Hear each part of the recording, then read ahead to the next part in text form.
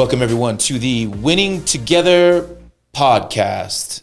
This is Shay, the determined dog Aslet. And today I've got the coach with a capital C, Chris. I'm gonna cut to the heart, Avery, and Jared, my program 3X's through service, Casey. Welcome, everybody. Good to have you.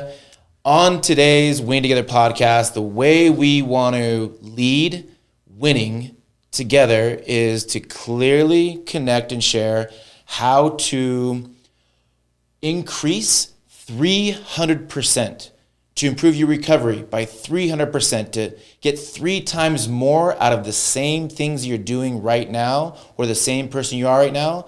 And it's something that we have done the research. Actually, Harvard has done the research to show how this happens. So the clinician is going to go ahead and help us understand what we're focusing on, what we mean, and what the science is behind that and how that shows up. And then we're going to turn over to the coach with a capital C to cut through the crap on how you start applying this in your life in ways that work. So Jared, kind of when I say improve, your recovery or your life or your abundance by 300%, what am I actually really talking about there? Bargain basement prices. Blue light. Really good. Liquidation sale. Get in here and get it now. That's what we're talking about. Arthur C. Brooks, an author from Harvard, he's done the research on how this 3X gain actually happens. And when he first came up with the research, he didn't want to publish it.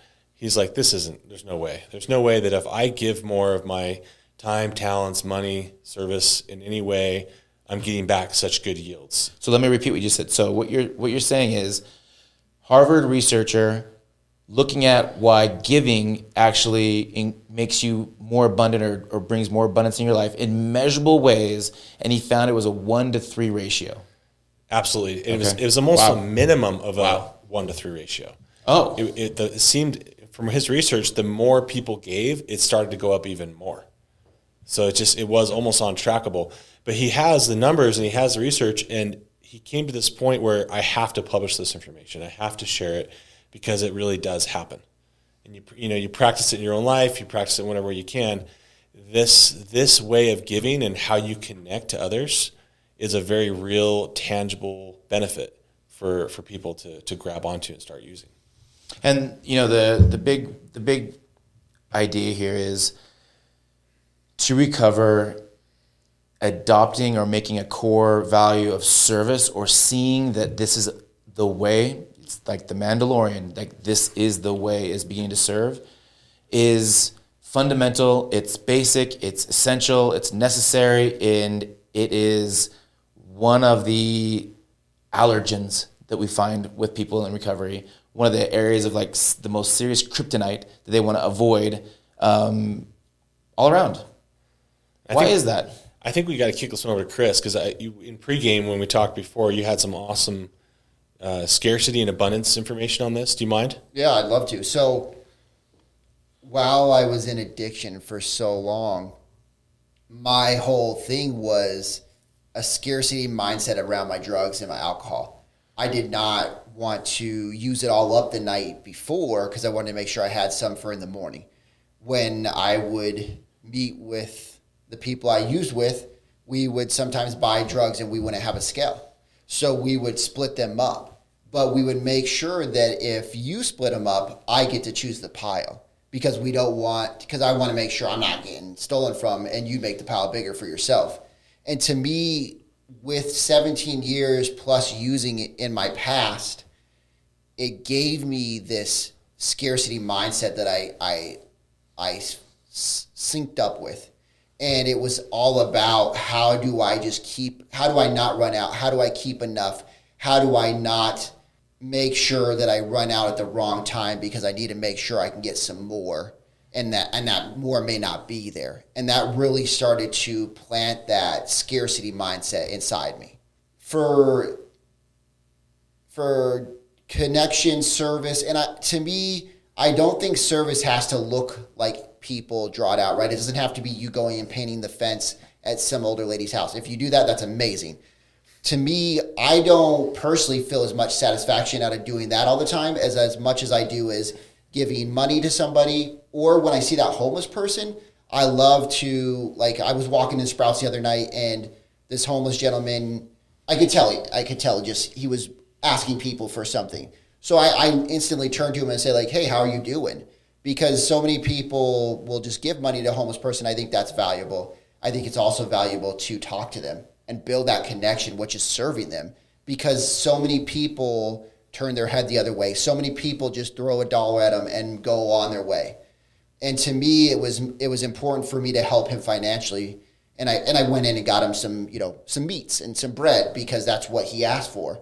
But we connected more as a human and understanding his experience. And I learned that years ago from a gentleman. I thought that was extremely valuable. Is a lot of times when I connect with somebody homeless, it's not just for the food or for the money. It's to understand them and get to know them a little bit more as another human being. And I think when we serve, we get that connection. And for the abundance side of it, when we are able to, and it doesn't have to, so I had this mindset for a long time, it mattered how much it was. And to me, I think it matters less of how much the financial investment is. It matters that you do it. When I know for myself, when I don't donate money, and I used to donate money a good amount, and then I became part of church and I would pay my tithing, and that became... So you mean donate to like a variety of charities that spark joy for you? Yeah, exactly. Mm-hmm. So again, you got to find... Formally or informally? Yeah, well said. Mm-hmm. And you got to find the charities that you align with and make you feel great about donating to them. When I used to donate to those, and then I switched to just paying tithing. And then I realized at the end of this year, I was missing something. I was missing that piece.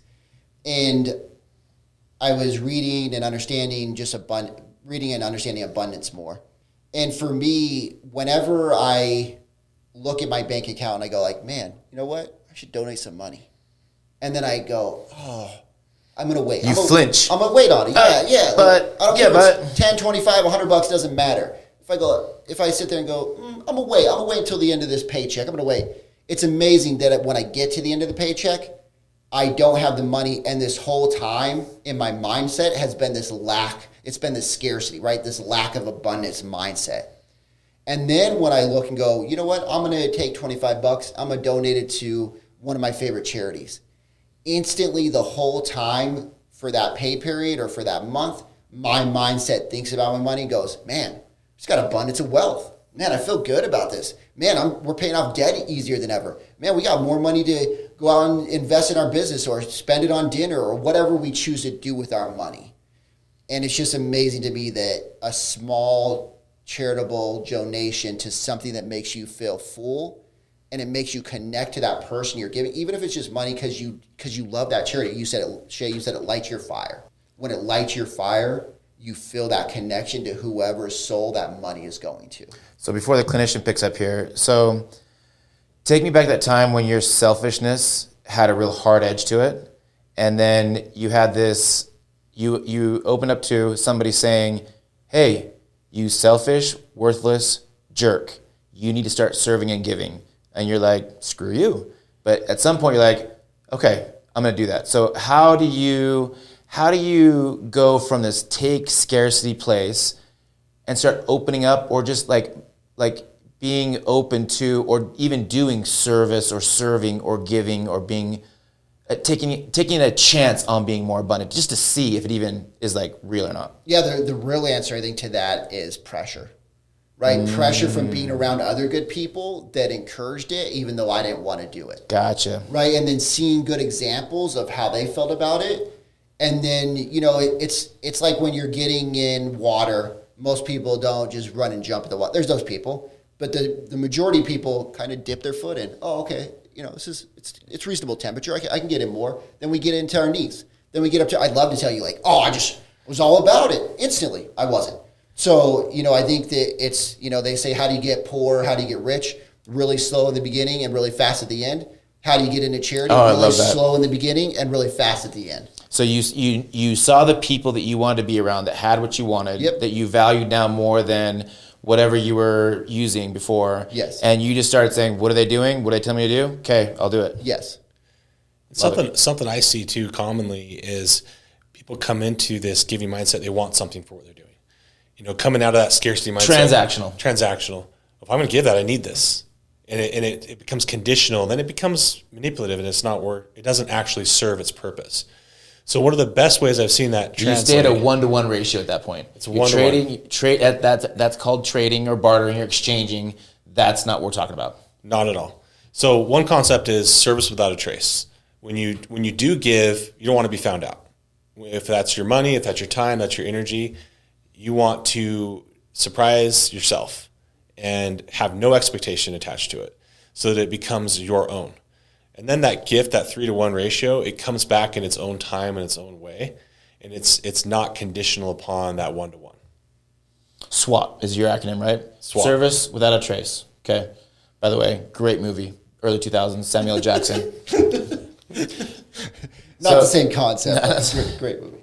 Although the hero does win by serving. Okay. Interesting there enough. You go. Yeah. By giving to a higher purpose than themselves, right? And I think the other strategy that works there is put it to the test. First of all, this is the test the universe will always offer you is try me, give and see if you get what you want. And I don't want you to want what you think you want.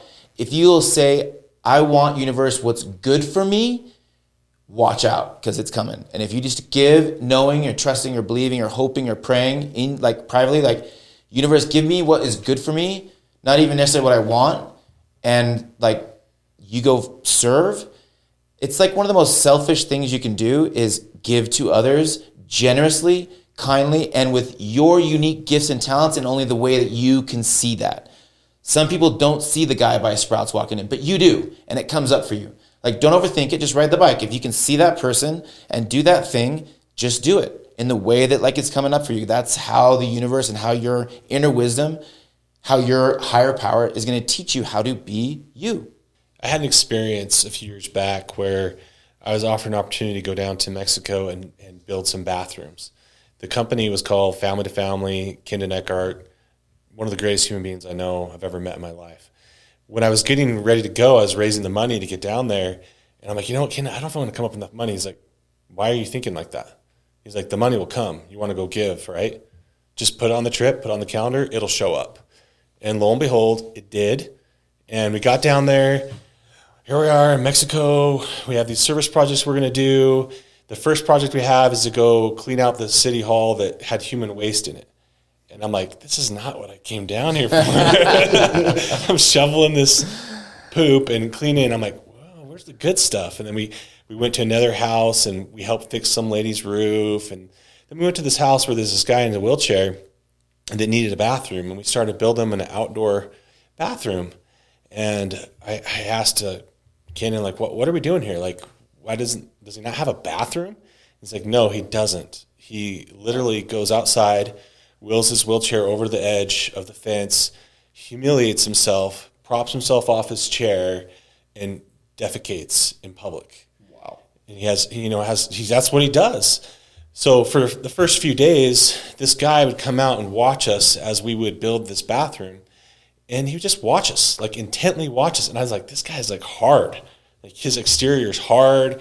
He's not smiling. He's not talking. He's looking at us all kind of weird. Crusty old man. A cowboy hat, old cowboy guy, right? And every day he just did that all day long. He watched us. So I started building up this little bit of resentment. I'm like, what is with this guy?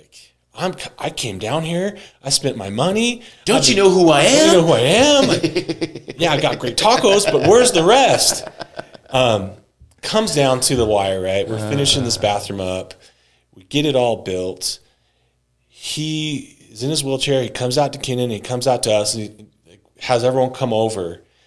And he tells us, this is the first time I heard this guy even try to talk. And my Spanish wasn't very good, so Kendon translated. He said, I don't know why you guys came. Every day you came, I thought, why are they coming back? Who am I? I'm nobody. I'm no one to these people. They're not coming here for any reason. Why are they here?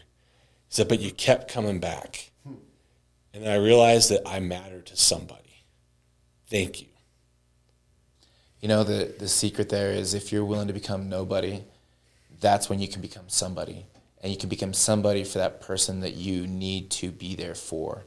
And if you're willing to become nobody for somebody, then some experience that the treasure that will heal you and heal them and connect to something bigger than you, that's how it'll show up. That story was solid. To me, I think, Shay, you said the word selfish earlier in service. Is that correct? Mm-hmm.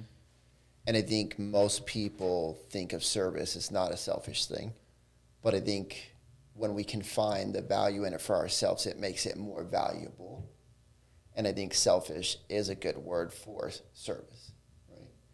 And I think that you got from Jared, from your story, that obviously touched all three of us because we all either teared up or got teary-eyed, and it still brought something to you when you went down there and served. And you didn't obviously go down there just for a selfish reason, but there were some when are we getting to that? It lives inside me. That story has fed me 1,000-fold as I've thought about that tender moment, as I've thought about how to be a better person. Kendon, he was shout out to you, by the way. Oh yeah, shout out Kendon, shout out. One other thing he did on that trip that totally surprised me, that was high level serving. We were on a drive to go out to this tourist spot, and he just pulled over into this random ranch, like this little old house in the middle of literally nowhere. Like, I was like, what are we doing? This is weird. And he walked inside, disappeared for 30 minutes, dropped off $300 to $500, this random place, and he came back out and just started driving. And I'm like, what was that, Kendon? What was that about? And he's like, oh, I felt that person needed our help. Wow. And I asked, well, what did they tell you? And he said, they have a local school that the children all go to, and they just ran out of money, and they were going to close this week. And they needed $300 to $500 to keep it open so they could go bus all the kids in this rural area in to keep their school going. I'm like, did you know that guy? No. I felt that person, that soul needed us today. I just want to say the nobody somebody thing. I think that is a secret, right? If you are listening to this and maybe you're having that day where you feel like you're a nobody, if you go serve and give, you become a somebody to somebody, right? And that is one of the quickest things to that depression, that feeling of lack of worth and feeling like a nobody in this world and that you don't exist. Go give to somebody, go connect with them, go sit down and talk to an elderly person, a homeless person. Go find a way to serve, whatever that service looks like, and you will become a somebody to that person. Selfishly protecting that feeling of feeling good inside is where you have to be super selfish. And the way you protect feeling good is by not making other people more important to you, but by giving your gifts and talents to people around you more important than you. So you're not making, so there's this fine line. You don't want to go into the codependent, you're always like pleasing or trying to like solve your problems by doing everybody else's. That's not how it works. Give your gifts and talents, see how you can see, and allow like it to come back. So when that threefold comes back, allow it in. Be abundant. Like, oh, this is how I get my work done. This is how I feel good. If I'm feeling good, then I can lift others. I can say sorry. I can build that bridge I burned. I can, find a way back to that relationship that I desperately want that isn't anymore, or create something new. Service is the surefire way to get there. And Chris, I really like one of the things you brought up, like if you need to give it another name, give it another name. If you say service and you go, give it another name. This is where I go do superhero, or this is where I go do like Salsa Friday, or, I don't care, whatever you give it. Like, I go give my time generously because the math and the facts and the way the world is set up, it comes back to you bigger and better than you even hope for right now, if you will let it. Giving has velocity. When it's in motion, it goes around and it touches everything. I love that. It totally ties into what you said too, that you get richer, poor, like quicker too. Like, I love that momentum and velocity. And when we're not giving, we're scarcity. We're holding in. So that 1-to-1 or that 1-to-0, it doesn't have a chance to spread and go around. Where Kendon taught me and showed me was, it wasn't just the one thing we did. We were giving to the old lady's roof. We were giving to the public buildings cleanliness. We were giving to that school. We were giving to the man who needed a bathroom. And at the time, I felt connected to 2 out of the 4. But the velocity was the same. It hit all 4 places. And just because I couldn't see the outcome of where it ended didn't mean it stopped. You know, that mom or that lady with the roof, we don't know the next story. We don't know how that impacted her long term. Or the children who had to go to the public municipality building that didn't have to sit in human waste anymore.